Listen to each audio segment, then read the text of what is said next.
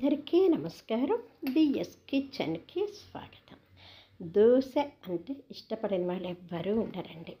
3 గ్లాసుల బియ్యానికి 1 గ్లాసు మినప్పప్పు, 2 చెంచాల అటుకులు, 2 చెంచాల సగ్గు బియ్యము, 1 చెంచా మెంతులు వేసి నానబెట్టి గ్రైండ్ చేసుకుంటే దోశల పిండి రెడీ కదండి. అయితేనండి నాన్ స్టిక్ పెనం మీద దోశ వేస్తే ఏ సమస్య లేదు. కానీ మనం మామూలు పెనం మీద వేసినప్పుడు దోశది స్టార్టింగ్ కొంచెం సరిగ్గా తిరిగిపోతూ ఉంటుంది కదండి.